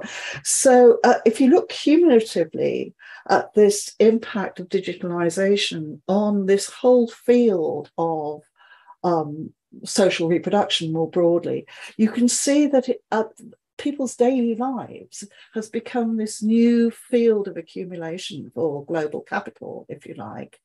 And people are paying the price in their daily lives, both in terms of both as consumers and as workers, and in terms of their time, in terms of the kind of paying if you like, a digital duty to these companies, not only in terms of the rent that is being taken from the value of these transactions, but also in terms of just the time that is spent doing the consumption work, going online and doing the shopping or whatever.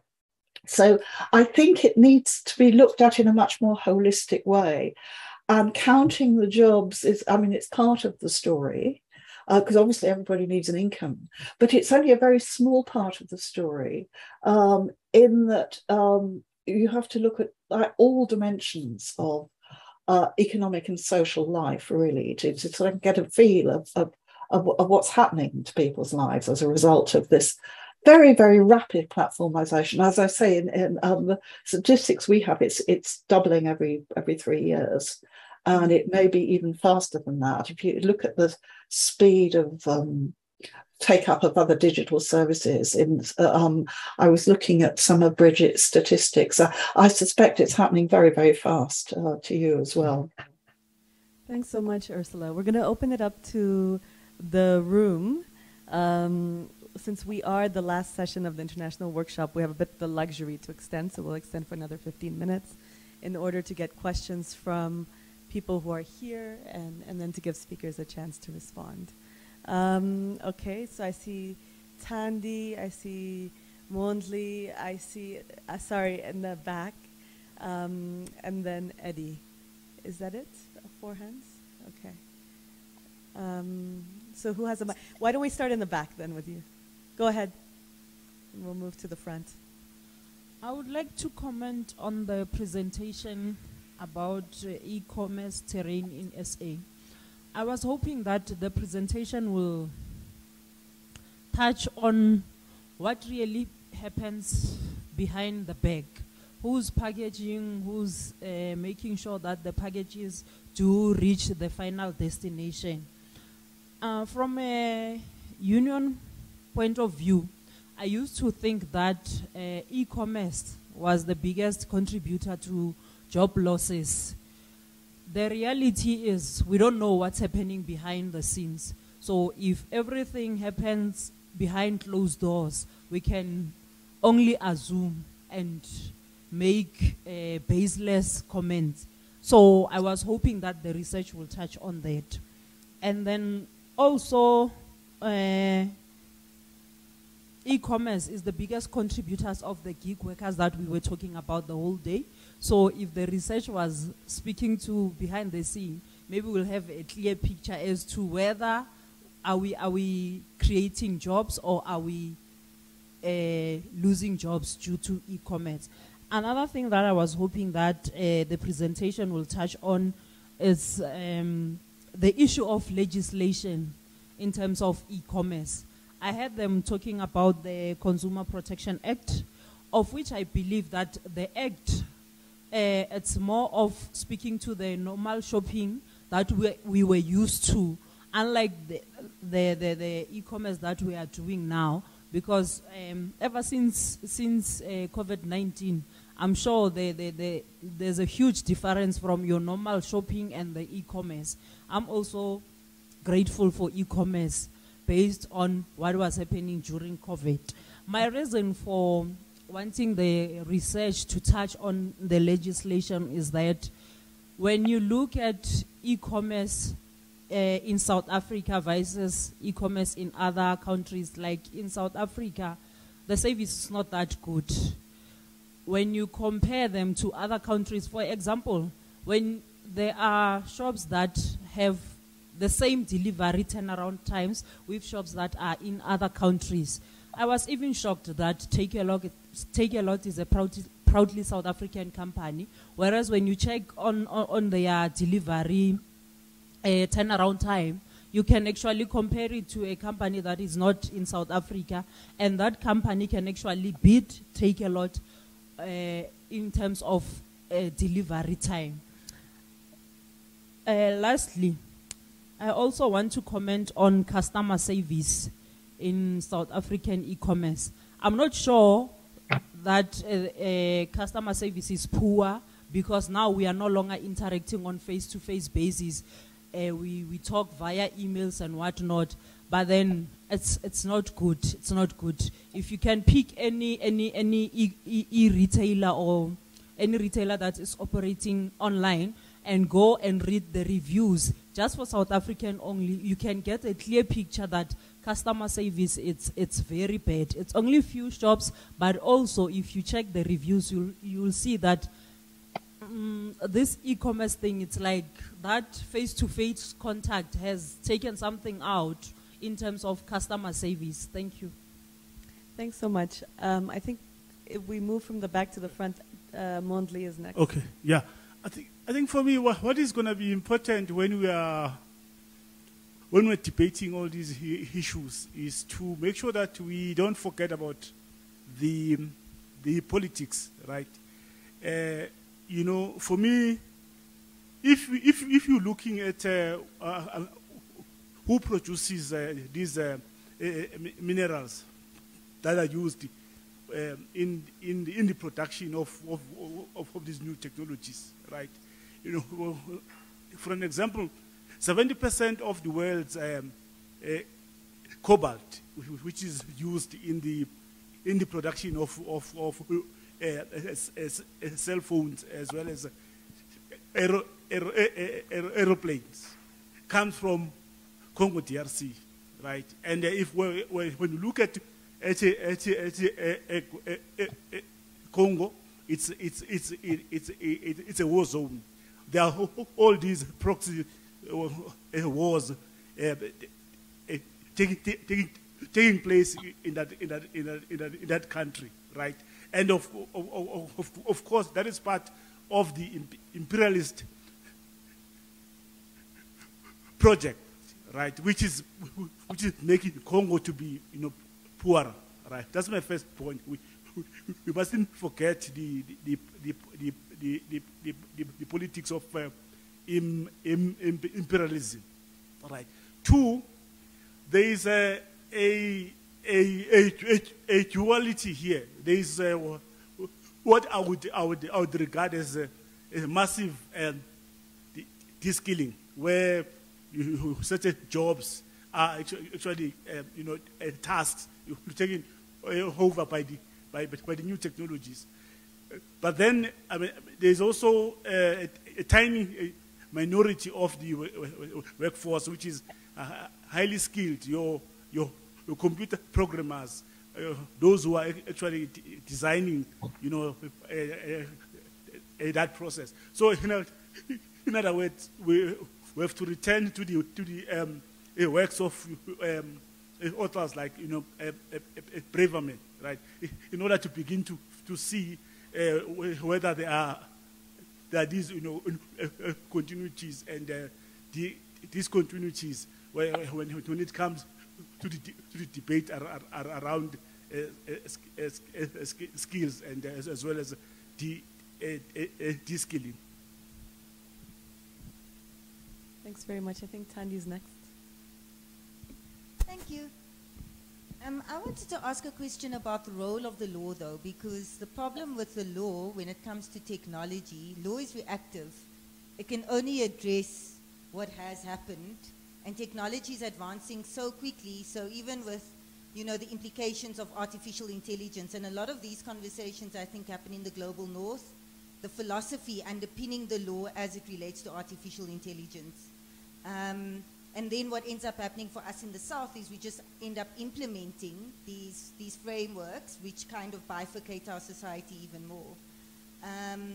So I just wanted to find out, you know, Sunil, you spoke about machinery initially being used for unsafe jobs. Now we're seeing robots being used as librarians or administrators. And at some point, I do think we're going to get to a point where it's going to be, well, we need to protect not only the machinery, but the investment in the machinery and the AI that comes as a result of our investment of this machinery.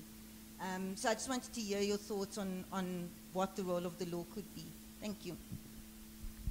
Thanks, Tandi. I think we had one other question. Was there one other hand? Oh, Eddie. Yeah, sorry.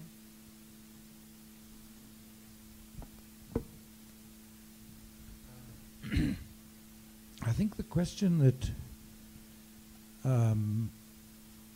particularly Ursula Hughes' comment raised for me is whether platform work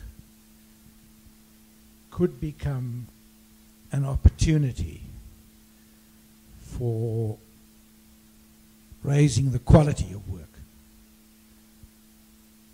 And I wanted to just, I mean, there is a kind of danger of, because of the 90% of the work in Africa is informal, high levels of unemployment, to argue that a bad job is better than no job.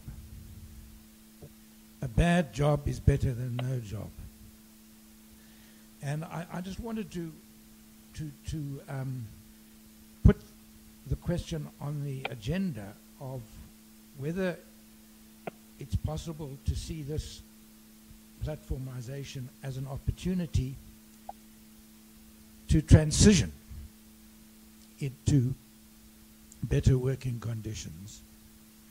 And I just wanted to put on the table recommendation 204 of the ILO,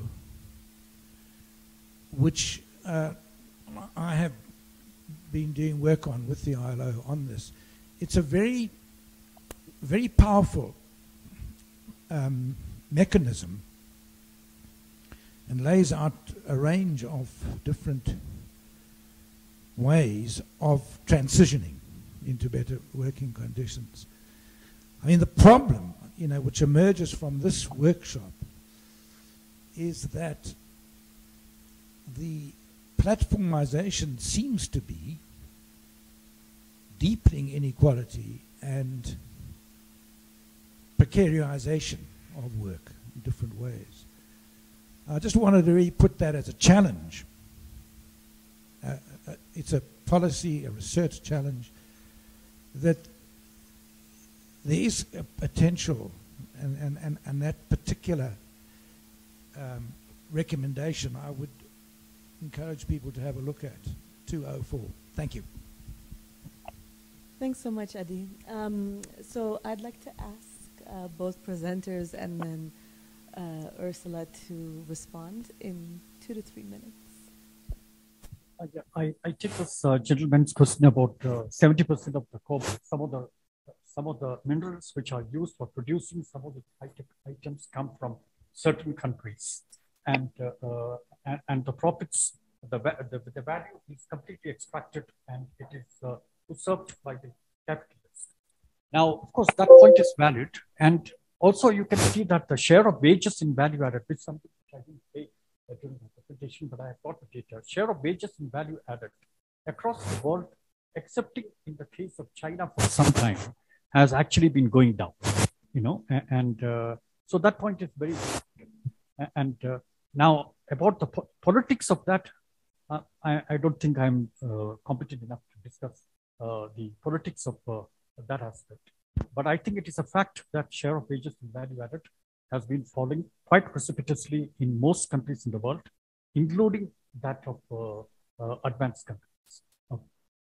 Then the second question was about the law about artificial intelligence, you know, which was raised. And so that, yes, that's true. You know, a lot of the legal instruments, legal apparatus for dealing with these new technologies, and not even the statistical systems for measuring the impact of these new technologies have not been developed at all. Okay. So, for instance, the question that was being constantly asked, you're going to have driverless cars, and if those cars meet with an accident, who's responsible for it? Same case with the question that was asked about use of robotic technology in wars, you know, and who is going to be, for instance, unmanned aerial vehicle is going to bomb some civilians, and like it has happened in many places. You know, recently it has happened in Afghanistan as well. Who is going to be responsible for it, and who is going to pay the compensation and so on? Okay. So the legal instruments, I think, has not kept pace, and I think that's a major challenge, along with the measurement of this activity itself. And Eddie's points, I think, are quite well taken, and the belief that a bad job is better than no job at all. You know, I think what is required is at the policy level how you can improve the working conditions of people who are working on or related to platform jobs.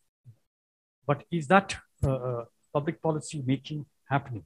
You know, across the world, I see that it is happening only in fits and starts in most countries in the world. But again, you must also take one point into consideration: how many people are actually involved in platform jobs? Do you have actually a number on that? You know, how many people are actually involved in platform jobs? You know, and what is the participation or the number of employment?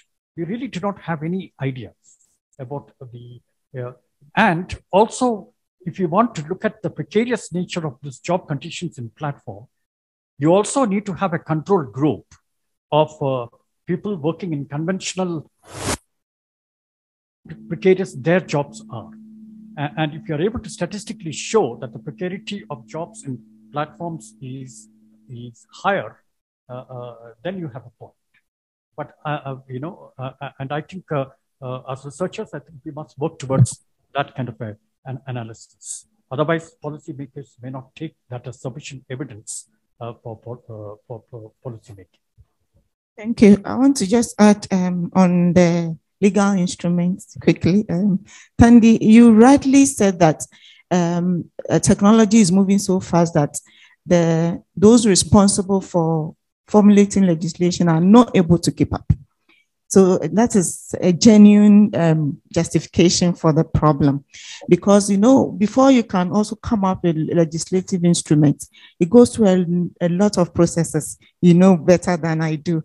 And so if the technology is moving that fast, then it takes time for the legal instruments to be ready, even understanding what is happening by way of research, so as to figure out where the policy gaps are and where legislation should take care of.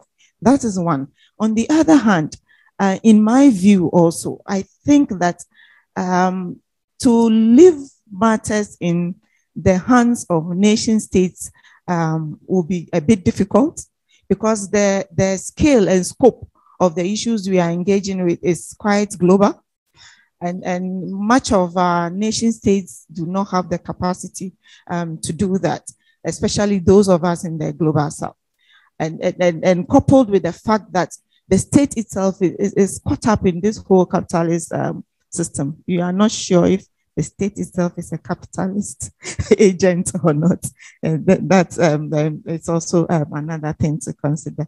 But these suggestions about the transition got me thinking, and I'm still processing it. I'll reflect on it a bit and see how to react to it.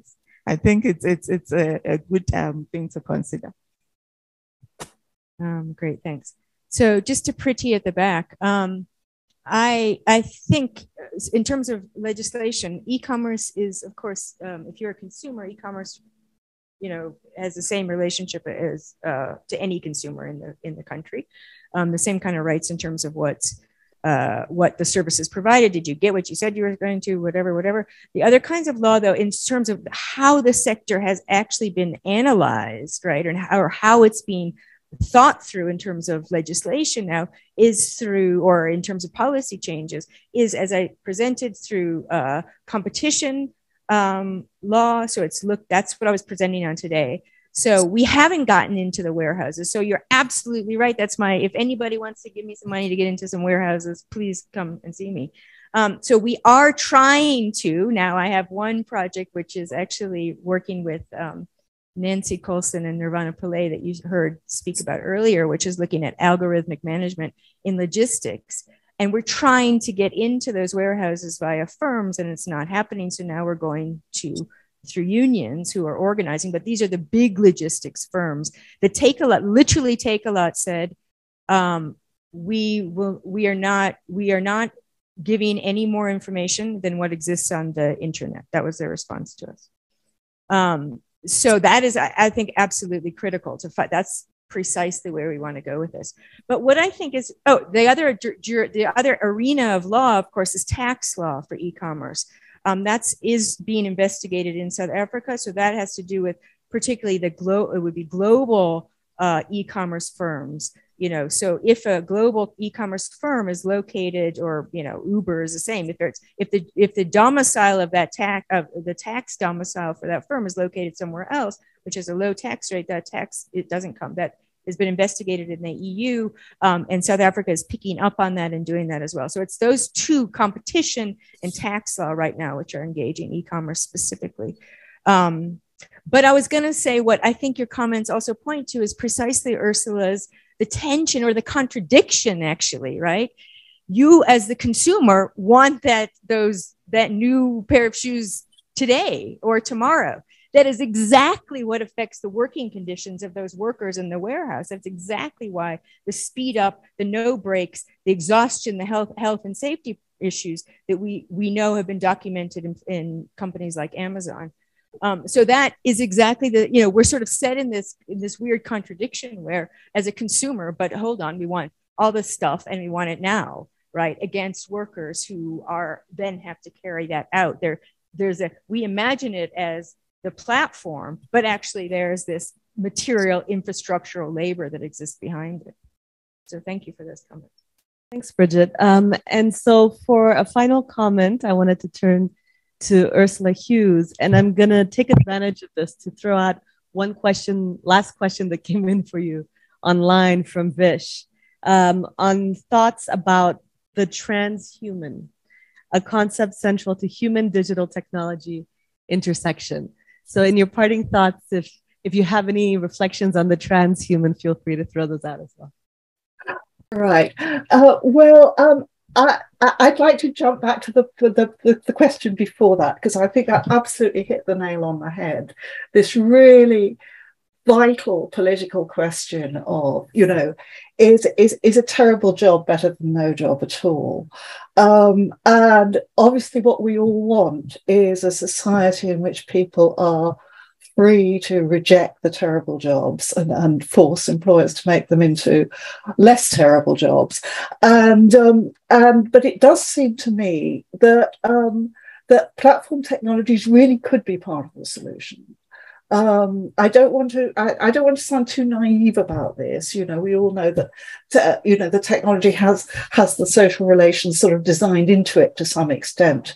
But if we are going to take some lessons from the social democratic welfare states of the global north in the 20th century, which did manage to achieve quite a lot both for workers and for consumers for a period of about 25 years, then what they did was they simply saw that new technologies that were coming along were too important not to be public goods. Telecommunications were nationalized, airports were nationalized, railway lines were nationalized. The way that they were nationalized in a very top-down way, becoming employers that actually alienated the workforce quite considerably, played into the hands of the global forces that wanted to denationalize them, and succeeded in doing it. But we now have global platforms which have control of technologies, which are controlling our lives both as citizens and as workers. And those technologies, it seems to me, are available to reappropriate. And what my last book was arguing for was municipal platforms, local platforms under the control of local people.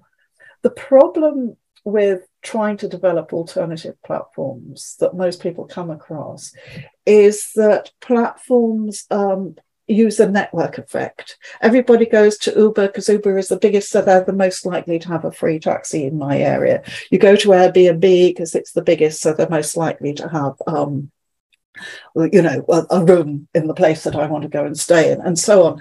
But if you think of the economies of scale in a different way, if you think of it as being a local thing, then you can go to the same platform for a lot of different things. You could see it as like a local publicly owned or cooperatively owned, like a labour exchange. I want a cleaner, I go to my local labour platform. I want a babysitter, I go to my local labour platform. And if one's trying to build new kinds of public services, new kinds of health services, reaching people in rural areas and so on, these technologies are a huge opportunity because they match supply and demand in a very kind of efficient way. Instead of having a private care agency or a private cleaning agencies, why not try and collectivize this? It may sound utopian, but it seems to me that there is really scope for some of that money that goes into these sort of social enterprises that nobody quite knows where it's coming from and nobody quite knows what they're doing. If we could put some of that money into developing local platforms in which local people are involved and trade unions are also involved, then it might be possible to really start building different kinds of welfare systems and spread the existing resources much more efficiently than they're currently spent. You know, building a lot of money goes into bricks and mortar that are never used, for instance, in a lot of contexts. Anyway, so I think there is scope for a lot of creative thinking and building alternative digital platforms. But again, you can call me naive if you like. Thanks so much, Ursula, for those parting thoughts. We have come to the end of the policy dialogue session. I want to thank all of the presenters and our esteemed discussant for this discussion. It was incredibly rich, and as always, raised more questions than perhaps we have answers for. Our next policy dialogue will be in November, because we have the annual lecture coming up in October. The keynote will be Dr. Sharar Razavi, who is the Director of Social Protection for the International Labour Organization. So stay tuned for that. Thank you.